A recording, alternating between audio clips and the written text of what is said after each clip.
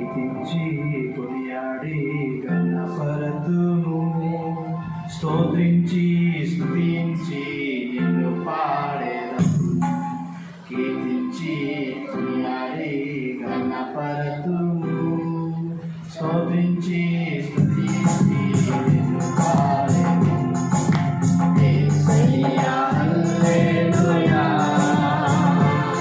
నా యేసయ్యా హల్లెలూయా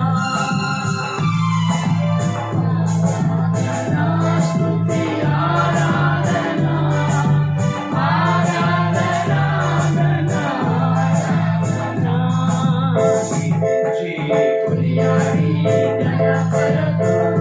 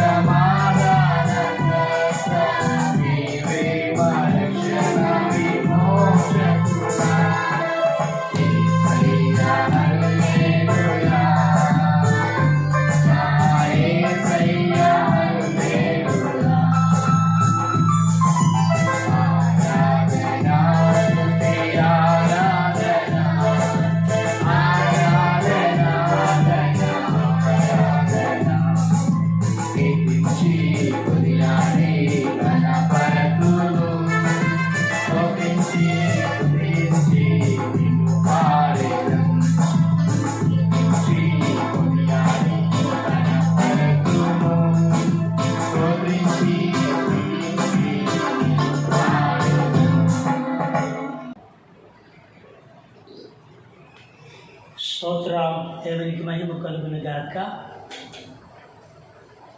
ప్రభు నామమును బట్టి మరొకసారి ఈ సాయంకాల వేళలో ప్రార్థనా ధూపవేదిక అనే ప్రత్యేకమైన కార్యక్రమానికి ప్రేమతో మిమ్మల్ని ఆహ్వానిస్తున్నాం.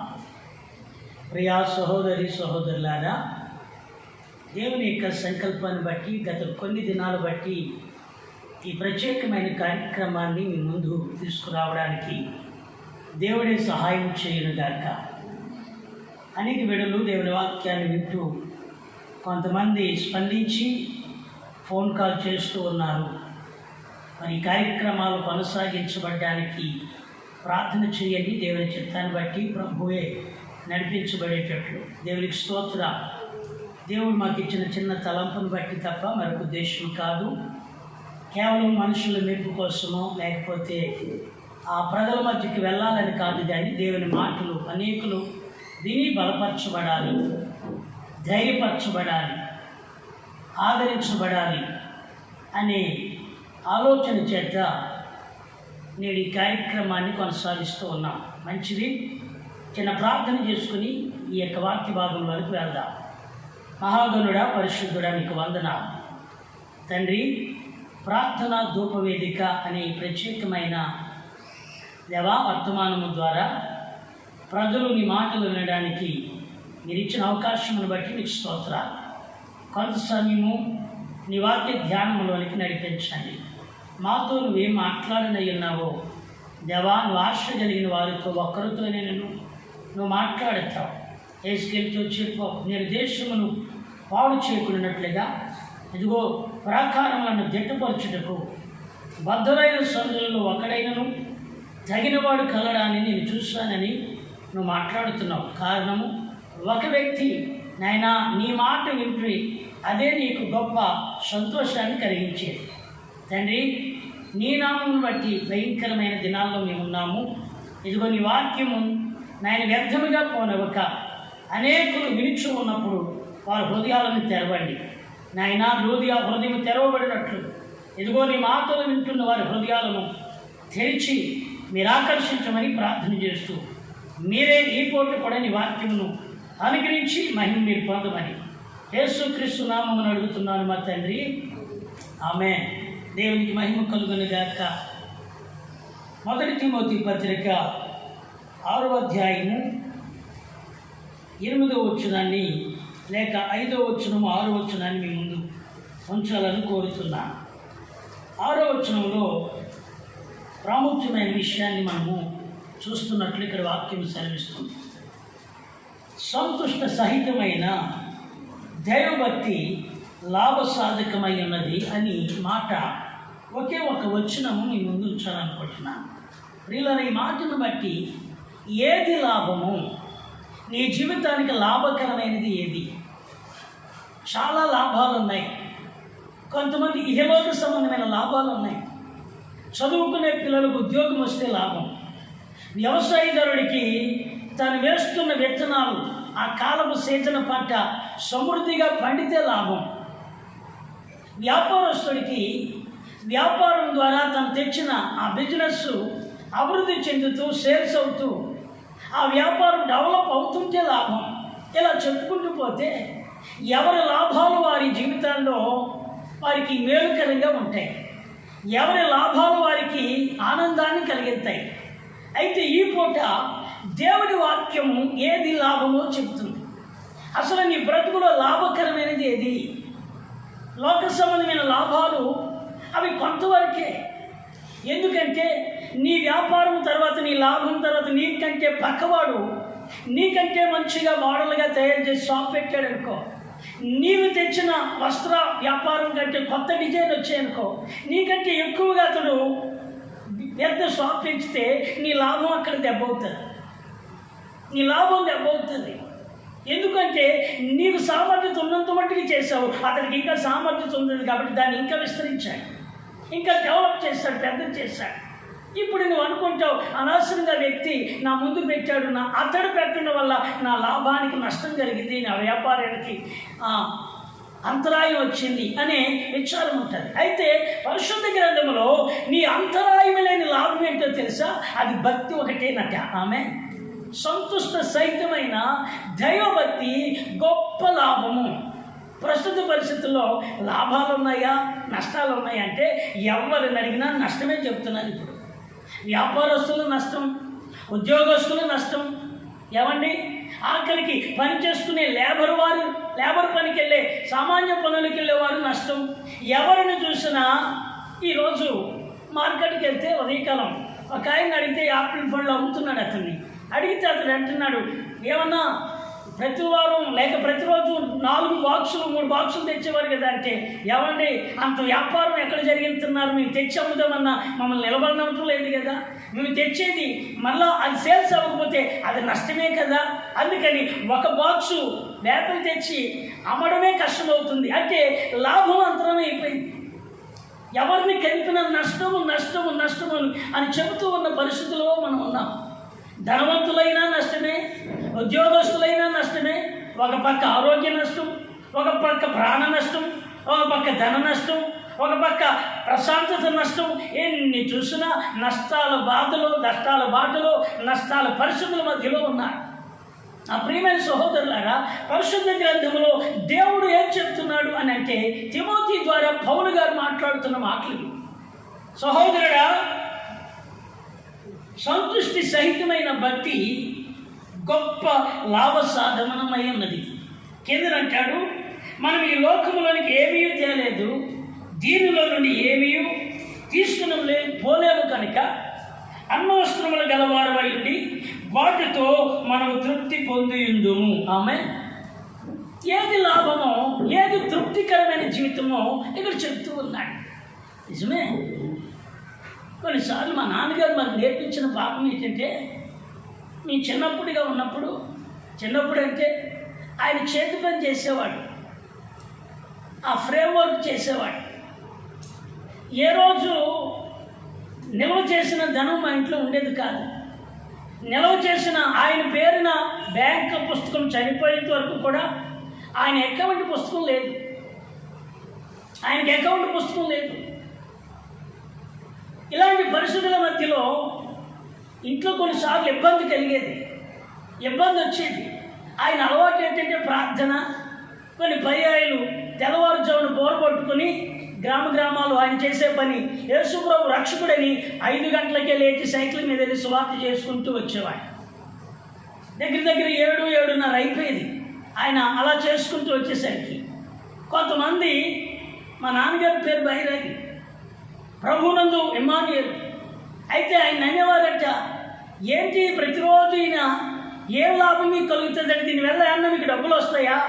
దీనివల్ల కొందరు అడిగారు అంట, మీరు రోజు ఇలా తిరుగుతున్నారు కదా, రోజు ఇలా చేస్తున్నారు కదా, మీరు ఇక్కడే చేస్తున్నారు, అన్ని ఊళ్ళో వెళ్తున్నారంటే చాలా గ్రామాలు తిరుగుతానయ్యా, పొద్దుటే నా పనిది.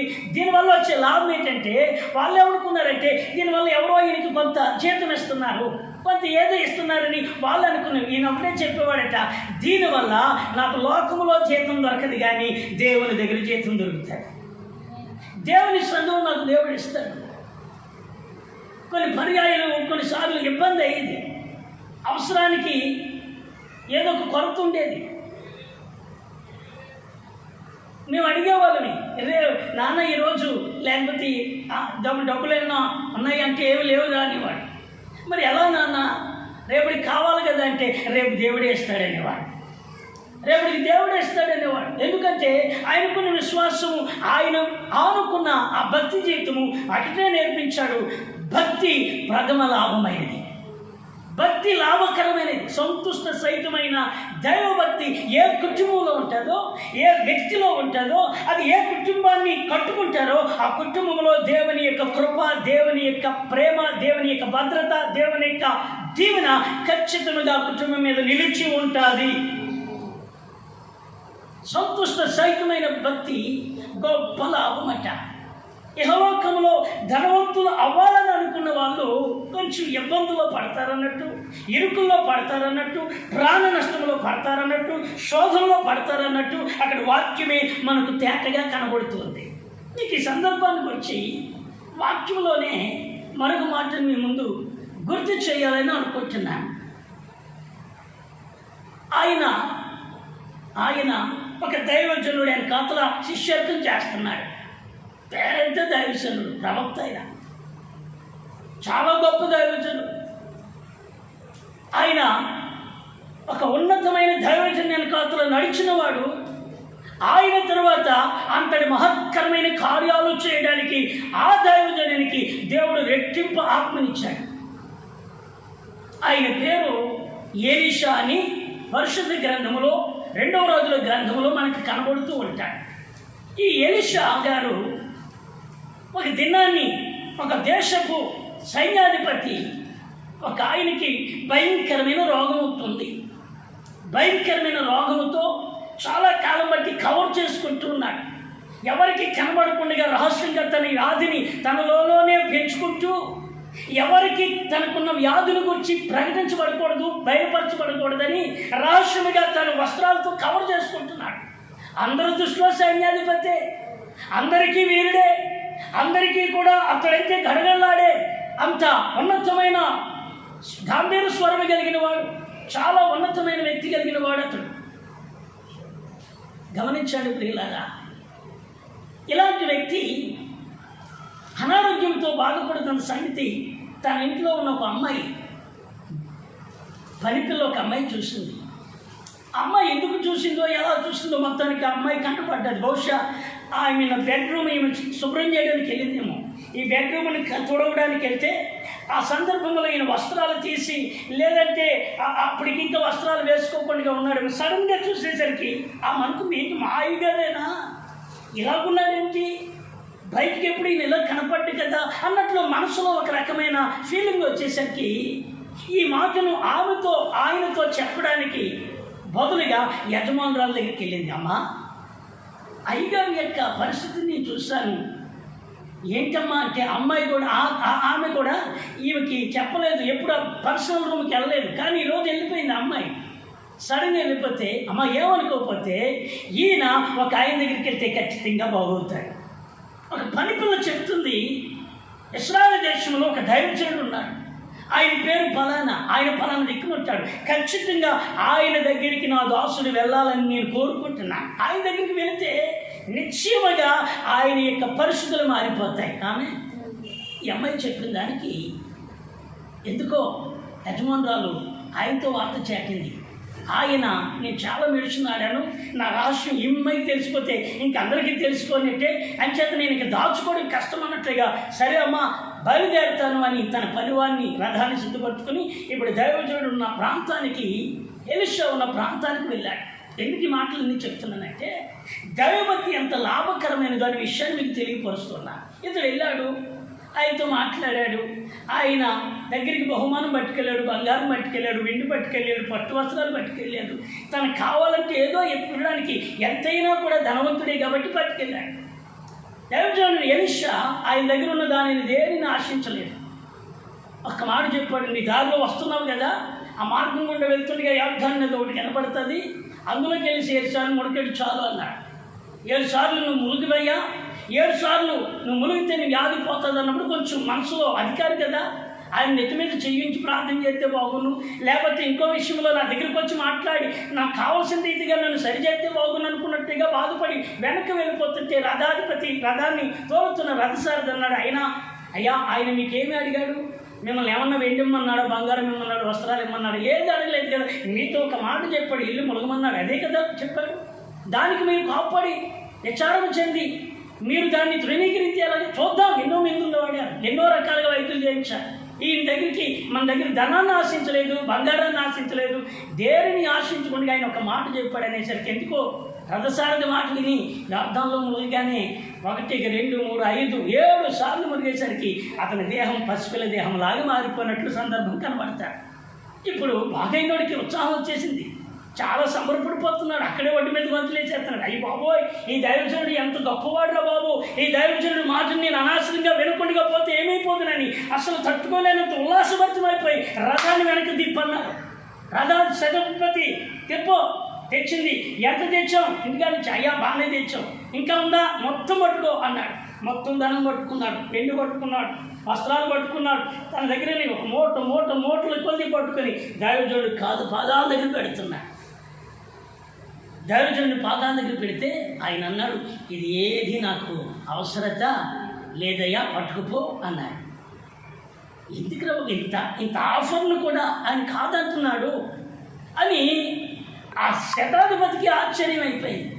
ఒక్క కనీసం అయ్యా ఒక్క వస్త్రం అన్న తీసుకో, ఏది ఏది ఏది నాకు అవసరం లేదు, అన్నీ మాకు ఉన్నాయి అన్నాడు. ఆమె ఇది వెళ్ళి పట్టుకుపోతున్నాడు. ఎందుకు మాట చెప్పలేదు, తన వెనకాతలో ఉన్నాడు శిష్యుడు ఒకడు, తన వెనకాతలో అనుకుని ఉన్నాడు. ఆయన అద్భుతాలు చూస్తున్నాడు, దేవుడు ఎలా పోషిస్తున్నాడో చూస్తున్నాడు, దేవుడు ఏ కాలంలో ఏ కాపుదల పెడుతున్నాడో చూస్తున్నాడు, ఏ కాలంలో ఏది అనుభవిస్తున్నాడో చూస్తున్నాడు. ఎందుకో ఇతనికి ఈ మనసు కలిగి అనుకుంటున్నాడు. ఆ మాటను మీకు గుర్తు చేయాలనుకుంటున్నాను. తీయండి 5వ అధ్యాయం రాజుల గ్రంథము, 2వ రాజుల గ్రంథము,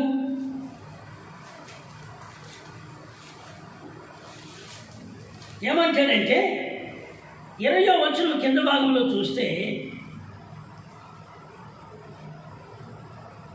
20వ వచనంలో తన వెనకాతులున్న మరొక శిష్యుడు, తన పేరు గెహాజీ, ఇతను అంటాడు, నా దైవజనుడికి మనసు లేకపోయినే అంటాడు. అది అంతటి దైవజనుడు ఎలీషాకు సేవకుడు గెహాజీ సిరియావాడైన ఈ నయమాను తీసుకుని వచ్చిన వాటిని అంగీకరించుటకు నా యజమానునికి మనస్సు లేకపోయినే, నా యజమానునికి మనసు లేకపోయినా యెహోవా జీవము తోడు నేను పరిగెత్తుకుని పోయి అతను కలుసుకుని అతని యొక్క ఏదైనా తీసుకుంది. చూడండి, ఎందుకు ఎలీషాకి అవసరం కాదంటే ఎలీషా ఒకటే విశ్వాసం. ఎందుకంటే నా దేవుడు నన్ను పోషించడానికి సమర్థుడు. కరువులో సైతము, ఇబ్బందుల్లో సైతము నేను మనుషుల మీద ఆనుకోలేదు, ఆయన మీదే ఆనుకున్నాను. ఆమె ఆయనే నా గురి, ఆయనే నా బలము, ఆయనే నా ఆశ్రయము, ఆయన నా కిరీటము, ఆయనే నాకున్న సౌకర్యము, ఆయనే నన్ను భద్రపరిచేవాడు. ఆమె చెప్పండి, ఆయనే మన భద్రత. ఇక సహోదరి సహోదరుడా, ఒక భక్తి జీవితంలో నిన్ను బలపరిచేది ఆయన వాక్యం, నీ బలహీనతల్లో నిన్ను ధైర్యపరిచేది ఆయన వాక్యం, నీ ఒంటరితనంలో నీ చుట్టూ వేల మంది ఉన్నట్లుగా ప్రొటెక్షన్ ఇచ్చేది ఆయన వాక్యం. నేను ఒంటరిని కాదు, ఆమె నేను ఒంటరిని కాదు, నేను విడవబడను. ప్రభువు చెప్పాడు, మత్తయి సువార్తలో చెప్పాడు, నేను మిమ్మల్ని అనాథులుగా విడవను. ఎప్పుడు ఏది కావాలో, ఏ సమయంలో ఏది ఇవ్వాలో, ఏ కొరత ఎలా తీర్చాలో, ఏ సమయంలో ఏ రీతిగా నేను బలపరచాలో అది ఆయనకే సాధ్యం. ఈరోజు ధనము బలపరచలేదు, పరుగులాడుతున్నారు. అయ్యా బ్రతికించండి. ఒకవేళ నిజంగా నీ ధనమే బ్రతికించేదైతే ఈరోజు ధనవంతులైన వారు సజీవులుగా ఉండాలి. సహోదరి సహోదరులారా, సంతుష్ట సహితమైన దైవభక్తి గొప్ప లాభమై ఉన్నది. ఏది లాభం? గెహాజీ నా యజమానుడైనకి ఈయనకి మనసు లేదే, అయ్యయ్యో వచ్చిన ఆఫర్ పోగొట్టుకుంటున్నాడే, ఇంత బహుమానం ఎవరన్నా ఇప్పటి వరకు తెచ్చారా? ఎవరూ తేలేదే. ఎలీషా బహుమానాల వైపు చూడలేదు, ఎలీషా ఎవరో ఇచ్చే దాతల వైపు చూడలేదు. ఎలీషా ఎవరి మీద అనుకున్నాడంటే జీవము గల దేవుని మీద మాత్రమే అనుకున్నాడు. ఆమె ఆయన మీద అనుకున్నాడు. కారణం ఏంటంటే ఆయన ఏ పరిస్థితుల్లో ఎలాంటి ప్రొటెక్షన్ ఇవ్వాలో అది ఆయనకే సాధ్యం. ఇది కరోనా కాలమే కావచ్చు. సేవకుడా, ఒకవేళ నువ్వు బలహీనమవుతున్నావేమో, సేవకుడా నువ్వు అధైర్యపడుతున్నావేమో, 4 వారాలు పరిచర్య కొనసాగలేదు, నేను ఆగిపోయానే అనుకోవద్దు. ఈ కరువులో ఆయన నీకు సమృద్ధిని ఇవ్వబోతూ ఉన్నాడు. ఆయన నిన్ను పోషించడానికి సమర్థుడు, ఆయన నిన్ను బలపరచడానికి సమర్థుడు, ఆయన నీ కుటుంబం చుట్టూ కంచి వేయడానికి సమర్థుడు. ఆయనకు అసాధ్యమైనది ఏదీ లేదు. ఆయన ఇస్తాడు. నా యజమానుడికి ఏమి లేకపోయాను, అందుకే చెప్తున్నాడు, ధనాన్ని పోగేసుకోవచ్చేమో కానీ ఆయన సన్నిధిలో ఆయన నిలిచే భక్తిని మనం పోగేసుకోవాలి. మరొక మాటను మీకు ముందు ఉంటాను. ప్రకటన గ్రంథం 4వ అధ్యాయం లవోదికీయ సంఘం కనబడుతూ ఉంటాడు. ఆ సంఘానికి ప్రభు ఇచ్చే గద్దింపు వేరు. 3వ అధ్యాయం, క్షమించండి, 3:14 వచ్చును. ప్రకటన గ్రంథం 3:14 వచ్చును.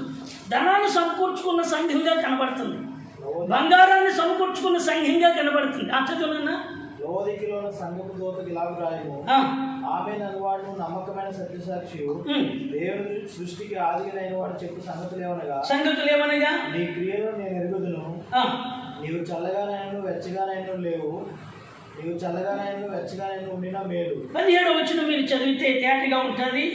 నీవు దౌర్భాగ్యుడువు, దిక్కుమాలిన వాడువు, దరిద్రుడువు, దిగంబరునై ఉన్నానని నువ్వు ఎరగక నేను ధనవంతుడును ధనవృద్ధి చేసుకున్నాను అని నాకేమీ కొదువు లేదని నువ్వు చెప్పుకొనుచున్నావు. చూడండి, ఈ లవోదిక సంఘము ఎందులో గొప్పగా ఉంది అని చెప్పాలి అని అంటే ధనము పుష్కలంగా ఉంది, ఐశ్వర్యం కొదువే లేదు. కొన్నిసార్లు మన వాళ్ళకి ఒక ఆశ ఏంటంటే నేను ప్రభు సన్నిధికి వస్తే ధనవంతుని అవ్వాలి.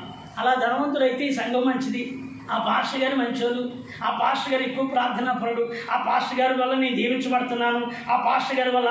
మధ్యలో కొన్నిసార్లు బలహీనత వచ్చిందనుకోండి, ఇదే సంఘంలోకి వెళ్తూ బలహీనత వచ్చిందనుకోండి, ఈ పాస్టర్ గారి వల్ల మాకు ఏమీ జరగలేదు, ఈ పాస్టర్ గారి వల్ల మాకు ఫలితం లేదు అని చేత ఇంకో పెద్ద పాస్టర్ గారిని ఎవరన్నా కొంతమందికి ఎంతసేపు ఇదే పెరగాలి.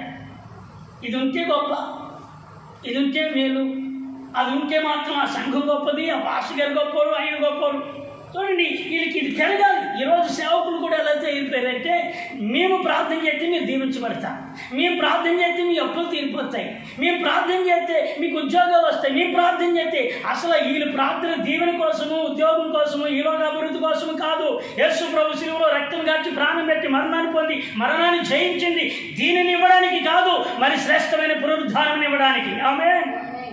ఆయన ఎదుటి నిలబెట్టడానికి. సహోదరి సహోదరులారా, ఆలోచన చేయండి. సంఘము చూస్తే అబ్బా ఎంత బాగుంది, బంగారం చూస్తే తలతల్లాడిపోతుంది. ఎవరిని కలిపినా అబ్బా మేము బాగున్నామండి, 2 ఇల్లులు కట్టామండి, 3వ వాడికి కూడా పెళ్లి చేసామండి, అమ్మాయి బాగుందండి, కట్నం బాగా తెచ్చిందండి, ఇది బాగుందండి, అది బాగుందండి, ఇది కొన్నానండి, ఇది కొన్నానండి. వీళ్ళు సంగతులు చూస్తూ ఉంటే అందరినీ కలిపితే మేము బాగా బాగా బాగా బాగా బతుకుతున్నామని వాళ్ళు అనుకుంటే, దేవుని యొక్క ఆత్మ దేవుడు అంటున్నాడు, నువ్వు దౌర్భాగ్యుడివి, దిక్కుమాలిన వాడివి. హల్లెలూయా. నువ్వు దౌర్భాగ్యుడివి, దిక్కుమాలిన వాడివి, దరిద్రుడు అని నువ్వు ఎరగక అంటున్నాడు. అంటే దేవుని దృష్టిలో వీరు ఏ భక్తిలో ఉన్నారు అని అంటే సంతుష్ట సహితమైన దైవభక్తి కాకుండా వీరు కేవలము యెహోవాకు సంబంధమైన ధన బ్రోకులాడుతూనే ఉన్నారు. అందుకే క్లియర్గా చెప్తున్నాడు, నువ్వు దౌర్భాగ్యుడివి, దిక్కుమాలిన వాడివి, దరిద్రుడివి. గెహాజీ, నువ్వు వెళ్తున్నప్పుడు నీ మనసు, నా మనసు నీతో కూడా రాలేదా? వస్త్రములను, ఒలివ తోటలను, గొర్రెలను, లేకపోతే ఎడ్లను, దాసులను సంపాదించుకుంటే ఇది సమయమా? ఇది సమయమా? కరువు పరిస్థితుల మధ్యలో, ఇబ్బందుల మధ్యలో, దేశం అల్లాడిపోతున్న పరిస్థితుల మధ్యలో దైవజనుడా, సంఘమా, విశ్వాసి, నీవు ఇది లేదు, అది లేదు, ఇది కలగలేదని కాదు. నీ ప్రార్థనా జీవితంలో ఒకవేళ దేవుడు ఇదే చివరి గడియలైతే ఈ రాత్రి ప్రభువు నీ దగ్గరికి వస్తే నిన్ను ఆయన అడగడానికి నీలో ఏ భక్తిని ఆధారంగా చూపించడానికి ఉంది. నీ ప్రార్థనా జీవితము, నీ విశ్వాస జీవితము, నీ ఆత్మీయ జీవితంలో ధనవంతుడు అయ్యే లక్షణాలు ఆయనకి కనబడాలి. ఆమేన్. ఆయన ఎదుట నువ్వు నిలబడగలిగితే, ఆయన ఎదుట నువ్వు కట్టబడగలిగితే, ఆయన దగ్గర నువ్వు ఒక దినాన్ని ఈ లోకంలో బలహీనత వచ్చినా, ఇబ్బంది వచ్చినా పర్వాలేదు, భయపడద్దు. ఎందుకంటే ప్రభు యొక్క సన్నిధిలో చెబుతున్నాను, ఎక్కడ కన్ను మూస్తే నేను అక్కడ కన్ను తెరుస్తాను. ఆమేన్. మరణానికి భయపడేవాడు క్రైస్తవుడు కాదు, మరణాన్ని గురించి కలవరములతో ఉండేవాడు క్రైస్తవుడు కాదు. ఎందుకో తెలుసా? క్రైస్తవునికి ఒక నిరీక్షణ. పౌలు గారు అంటాడు, బ్రతుకుడు క్రీస్తు, చావైతే మరి లాభము, మరి లాభము అంటాడు. ఆమేన్. ఎందుకు మాట చెప్తున్నా తెలుసా? సంతుష్ట సహితమైన దైవభక్తి గొప్ప లాభసాధకరమైనది. ఎందుకో తెలుసా? అందులోని ఆశీర్వాదం. అందుకే పౌలు గారు 11వ అధ్యాయం హెబ్రీ పత్రికలో చెప్తాడు మోషే గారి గురించి. ఇదిగో ఆయన ఐగుప్తు ధనము కంటే, ఐగుప్తులను సుఖ భోగ భాగ్యాల కంటే ఆయన అంటాడు, అదిగో అతుల్యమైన లేక అప్పటికే కలిగే ఆ ఆనందము కంటే, అప్పటికే కలిగే ఆ యొక్క శారీరక అల్ప పాప భోగము కంటే కూడా ఆయన సన్నిధిలో ఆయన ప్రజలతో నింద అనుభవించుట గొప్ప భాగ్యమని, దేవుని ప్రజలతో శ్రమ అనుభవించడమే గొప్ప మేలని, మేలు అంటున్నాడు. ఆమేన్. శ్రమ మనం ఏమనుకుంటామంటే బాధలు అనుకుంటాం, ఇబ్బందులు అనుకుంటాం. శ్రమ వస్తే దుఃఖమే, శ్రమ వస్తే బాధలే, శ్రమ వస్తే ముఖంలో నవ్వు ఉండదు, శ్రమ వస్తే ముఖంలో ఆనందం ఉండదు. ఇవన్నీ మన ముఖంలో కనుమరుగైపోయి విచార ముఖము, వేదనా ముఖం, భయం ముఖం ఇవన్నీ అయిపోతుంటాయి. దైవజనుడు పౌలు గారి మోషే గారి కోసం చెప్తున్నాడు, ఆయన ప్రజలతో క్రీస్తు నిమిత్తమై శ్రమలు అనుభవించడమే గొప్ప, తన ప్రజలతో భాగ్యముగా ఎంచుకున్నాడట. ఆమె ఏం వాళ్ళకి లేదా? ఒక ఉన్నతమైన దశ కలిగిన వాడు, ఫరో కుమారుడుగా జీవించి ఎంతో కాలము 40 ఏళ్ల వరకు వారి మధ్యలో తిరిగినవాడు, అంతఃపురంలో పెరిగినవాడు, కష్టమంటే తెలియనివాడు, ఆకలంటే తెలియనివాడు, సౌఖ్యములో ఎలాంటి సమృద్ధి సౌఖ్యము అతను అనుభవించేశాడు. అవన్నీ తన జీవితంలో ఉన్నప్పుడు దానిని క్రీస్తు నిమిత్తమై ఆయన ప్రజలతో నింద అనుభవించడం నిమిత్తమై ఏమాత్రం కూడా దాటిని మనస్సును పెట్టుకుండగా నిందలే శ్రమలే గొప్ప భాగ్యం ఎంచుకున్నాడట. ఆమేన్. ఈరోజు మన భక్తి జీవితంలో ఏది మనకున్న లాభం? ఏది మన లాభం? సంతుష్ట సహితమైన దైవభక్తి. ఒకవేళ కొన్నిసార్లు ఇబ్బందులు వచ్చినా భయపడొద్దు. ఎందుకు తెలుసా? పోషించగలిగిన వాడు ఆయన. కాకుల చేత ఆకలి తీర్చి ఏలియాను పోషించడం మాత్రమే కాదు, సారేపతి గ్రామంలో విధవరాలు కుమారుడు కూడా బ్రతికించిన దేవుడు ఆయన. నేను బ్రతికించరా దైవజనుడా? సహోదరుడా చెప్తున్నాను, ఒక విశ్వాసిగా లేక నువ్వు ఉన్నావేమో, నువ్వెక్కడో ఉండి వర్తమానం వినొచ్చు, కానీ ఈ వాక్యము దేవుడు నీ హృదయాన్ని తట్టబోతున్నాడు. నిన్ను పోషించడానికి సమర్థుడు. సంతుష్ట సహితమైన నీ భక్తి జీవితాన్ని వనికొడుకో. కొన్నిసార్లు ప్రార్థన చేయడానికి తీరిక లేదండి. కష్టపడకపోతే ఎలా వస్తుంది? కష్టపడు కాదలేదు, కానీ నీ కష్టంలోని సమృద్ధి ఉందని అనుకోకు. సమృద్ధి దేవుడు నీకు ఇస్తాడు. సమృద్ధి దేవునిలో కలుగుతాడు. సమృద్ధి ఆయనలో కలుగుతుంది. కనుక ఏ భక్తి కలిగి ఉన్నావు? ఈ దినము ఒక ప్రశ్న. సంతుష్ట సహితమైన దైవ భక్తి ఎలీషాలో కనబడుతుంది. సంతుష్ట సహితమైన దైవభక్తి మోషేలో కనబడుతుంది. సంతుష్ట సహితమైన దైవభక్తి పౌలు గారిలో కనబడుతుంది. ఇప్పుడు లేని వాళ్ళు ఎవరు అని అంటే ఎలీషా దగ్గరే ఉన్నాడు, దేవుని కార్యాలు చూస్తూనే ఉన్నాడు, కానీ అతని యొక్క హృదయంలో సంతృప్తి లేక నయమాను పోగొట్టుకోవడానికి తెచ్చుకున్న ధనాన్ని ఇతడు తెచ్చుకుని తాను, తన కుటుంబము, తన వంశం అంతా కూడా శాపగ్రస్తముగా అతని యొక్క వ్యాధిని అంటించుకున్నట్లు బైబిల్ గ్రంథంలో సాక్షార్థమైంది. కనుక ప్రియ సహోదరుడా, మనం లవోదిక సంఘములాగా కాకుండా మన కన్నులు తెరవబడినవై ఆయన వాక్య వెలుగులో నడవడానికి సిద్ధపడదాం. ప్రార్థిద్దాం, దేవుని సన్నిధిలో ఆనుకుందాం. దేవునికి ఏదైతే ఇచ్చాడో దానిలో తృప్తి చెందు, దాని ద్వారా తృప్తి చెంది. అంతకు మించిన తృప్తి మరొకటి లేదు. ఒకవేళ దేవుడి నీకు ఏదైనా కావాలా, ఆయన ఒక కాలం ఉంది, ఆయన ఇవ్వడానికి సమర్థుడు. ఆలస్యమైన ఆయన ఇచ్చే దేవుడే కనుక ఆయన సన్నిధిలో విసుక్కోవద్దు, ఆయన సన్నిధిలో నిరాశపడద్దు. ఆయన సన్నిధిలో నా బ్రతికింతేనని నేను నీవుగా శపించుకుని బాధపడటం కంటే ప్రార్థన చెయ్యి, ప్రభు మీద అనుకో. ఆయన తప్పనిసరిగా నీ హృదయ వాంఛలను తీర్చగలిగిన దేవుడు, నిన్ను తృప్తిపరిచే దేవుడు ఆయన. అట్టి కృప దేవుడు మీకు అనుగ్రహించి నడిపించునుగాక. ఆమేన్. నిన్న ప్రార్థన. మహాగణుడా, సర్వశక్తి కలిగిన మీ నామమును బట్టి మీకు స్తోత్రాలు చెల్లిస్తున్నాను తండ్రి. మా భక్తి జీవితము మనుషులను ఆధారం చేసుకునేది కాక, లోకపరమైన అభివృద్ధిని ఆధారం చేసుకునేది కాక, సంతుష్ట సహితమైన దైవభక్తి అనేది మాకు కలిగిన దానిలో తృప్తి చెందడంలో ఉన్న ఆనందము దేనిలోనూ లేదని మరొకసారి తేటగా ఈ రాత్రి మాతో మాట్లాడేవయ్యా. నాయనా, ఈ లోకంలో ఎంతో మంది ధనానికి పరుగులెత్తి తమను తాము పొడుచుకుని నాశనంలోనూ, ఉరులోనూ, మరణంలోనూ పడుతున్నారన్నది నేటికి వాస్తవంగా కనబడుతుంది. నాయనా, అది గుర్తించగా దానికోసమే పరుగులెత్తి ఎంతోమంది పతనమైపోతూ ఉన్నారు కూడా. ఈ రాత్రి దైవభక్తిలో ఉన్న లాభమేంటో తెలియపరిచాం. ఆత్మీయతలో మా విశ్వాసాన్ని కాపాడుకుంటూ శ్రమ వచ్చినప్పుడు నీ సన్నిధిలో కనిపెట్టి ఓర్చుకుని నీ సన్నిధిలో నాయన ఎదురు చూచినప్పుడు నీవే ఉన్నతమైన కార్యాలు చేయడానికి నమ్మదగిన దేవుడు కనుక నీ మీద ఆనుకునే విశ్వాస జీవితం ప్రతి వారికి దయచేయండి. బలహీనతల్లో నుండి విడిపించండి, అనాలోచనలో నుండి విడిపించండి, సేవకులను కూడా మీరు బలపరచండి. తండ్రి, మీకు వందనాలు చెల్లిస్తున్నాను. నూతనమైన వాత్సల్యత చూపే మీ నామమును బట్టి ఈరోజు మాకు ఇచ్చిన వర్తమానంకే స్తోత్రాలు చెల్లిస్తూ నిన్న ప్రతి వారిని దర్శించండి నాయన. గుడ్డి వారము అవివేకులము కాకుండా నీ సన్నిధిలో ఉండగలిగిన భాగ్యవంతులుగా మేము ఉండడానికి, లవోదిక సంఘములో ఉన్న బలహీనతలే నేడు మా మధ్యలో కూడా ఉంటున్నాయి. మేము ధనవంతులము, ధనవృద్ధి చేసుకుంటున్నామని ఒక్కొక్క యాజకులు, ఒక్కొక్క సేవకులనైనా తమ ధనాన్ని బట్టే వాళ్ళు మేము దీవించబడ్డాం, మేము గొప్పవారమయ్యాం, మేము అలాగయ్యాం అని వారు మాట్లాడుతూ కొందరిని దారి వల్లించి నాయన కేవలం దీని మీదే వారు కూడా మనసు పెట్టేటట్లుగా చేస్తున్నారు. దేవా, దైవభక్తులు మోషే కొన్న అనుభవాలు మాకు నేర్పించండి. మోషే గారి లాంటి సహనాన్ని మాకు నేర్పించండి. మోషే గారి లాగా శ్రమలో కూడా ఆనందించే, సంతోషించే మనస్సు మాలో పెట్టండి. నీకే వందనాలు చెల్లిస్తున్నాను. భాగ్యముగా ఇంచుకోవడం మాకు నేర్పించమని కోరుతూ మెత్తబడిన ప్రతి మాట నూరందులుగా బలభరితముగా మీరు మలిచి మహిమ మీరు పొందమని మా ప్రభువును రక్షకుడినైన యేసు నామములో ప్రార్థించి అడుగుతున్నాను మా తండ్రి. Amen, amen, amen. God bless you. దేవుడు మిమ్మల్ని దీవించునుగాక. ఆమేన్.